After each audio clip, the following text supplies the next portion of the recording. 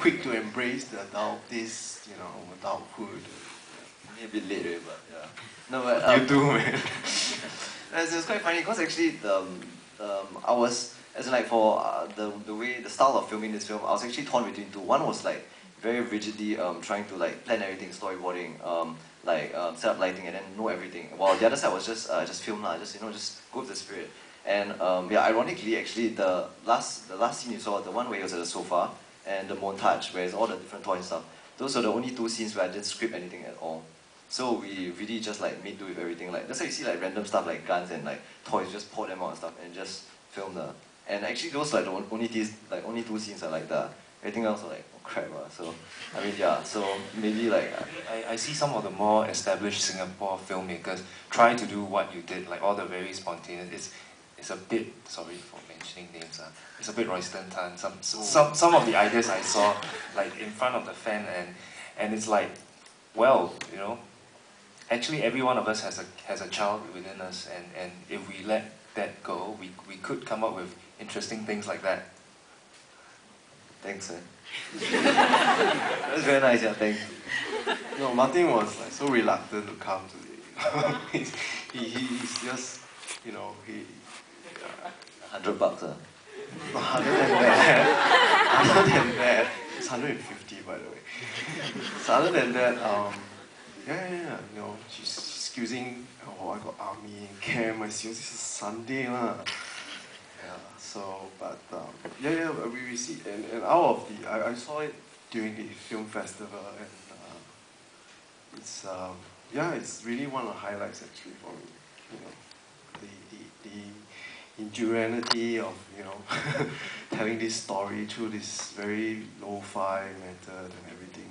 Time travel and all that kind of thing. Oh, yeah.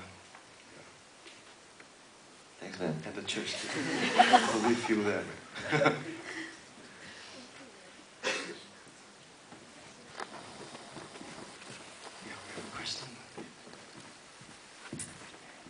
I have a question for the future of but anyway, so I was wondering about the location hunting process and also how you got the permit for the location. And I have two more questions after that. The location is the Bukatima Nature Reserve. I'm not sure if you know where that is. And if you see in the credits, the people that we talked to were the MDA and the National Parks Board. It took a while to get permission, but yeah, those were the two people that we talked to get permission to shoot in that area. Of course, you had to pay for that, right? Actually, I don't think we did. I don't remember exactly, but because you can go as a student and say that you have no money and beg and promise that you won't damage anything. The trees we brought, by the way. There is a tree. No, we didn't. That wasn't a tree there. We actually brought like dead trees. Yeah. And I have a question for Jeremy. I felt like you're using lots of close-ups. I mean, you had benefits of using them because, for me, I was able to capture his emotional expressions very well. But I feel like sometimes, I kind of wanted to see the environment more, and also maybe, especially when they're going back and forth, it's just cuts of close-ups, and I feel like if you... I know exactly which scenes you're talking about. Yeah, but I'm sure you did it intentionally. You cut it that way because you wanted to get some sort of, I don't know, benefits of doing that, but do you have any thoughts on that? Yeah, actually it was very difficult working with the kid. He's very talented, he's a natural actor, but it takes a long time to get him to settle down. And we spent half the day, we had only one day to shoot actually, and we had to let him go by a certain time.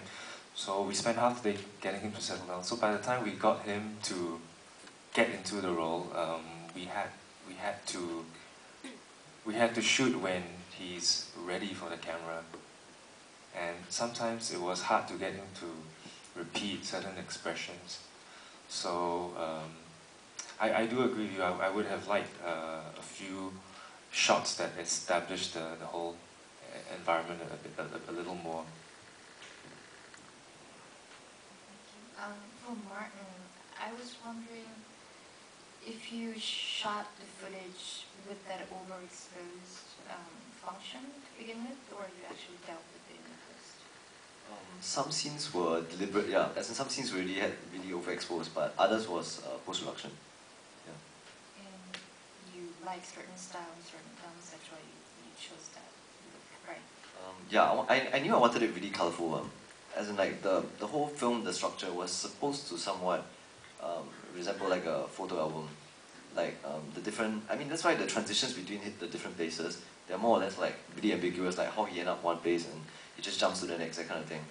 It was supposed to be like each different segment was supposed to be a very distinct mood. So I wanted like something really colorful, something really like pretty, yeah.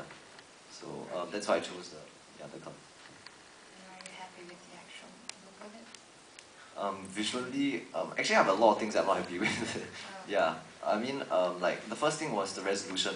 I wish I could have like filmed it on a better camera, but I mean at the time, it was a really small school budget and the camera and stuff like that, so I just made do with it. So yeah, because that's why some of the grainy stuff, some scenes the grainy stuff really work, but others it just looks like just bad lighting, bad exposure and stuff. So. But if I were to redo it again, it would probably look the same, maybe just clearer, and some scenes, I would like the depth of field to be a lot more, like distinct, yeah, so, visually. What did you shoot it with? I think a Sony Handycam. Handycam. Yeah, like the small, yeah, it's damn sad, seriously. DV cam, right? Yeah, it's the DV camera, it's the mini DV tape one. Great, thank you.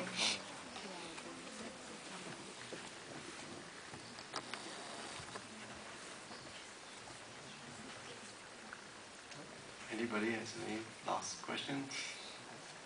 Yes, we have one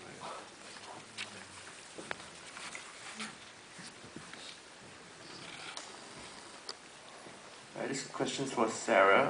I noticed because your animation was on the abstract side in terms of the structure of the animation. Have you got any plans to move towards perhaps more traditional animated narrative kind of production? Okay, for this piece actually, because in school they kind of want us to do a more story-based because of how stories came. So actually this to me I think is different from what Nanyang Poly has done like over the years. This is more abstract, and we felt that abstract would bring out like it would tell the theme better through that way.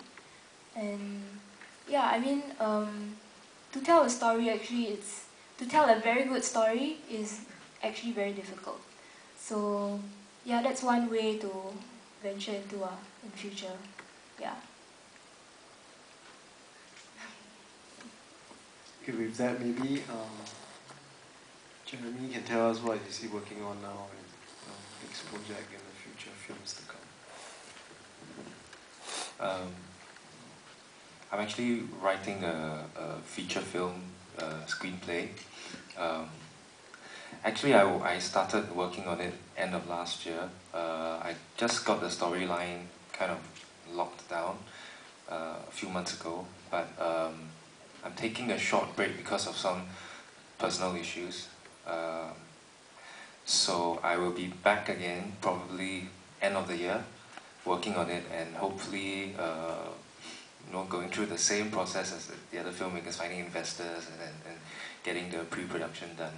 So yeah, just single-mindedly, just on one project. Okay, we look forward to that. Okay. EJ, what are you working on right now? I am also writing a feature film script, and I'm working on a few shorts as well. Brainstorming, and they're all still at development stage. You're all part of school. 50-50, I think. Depends how you want to look at it. Okay, Martin.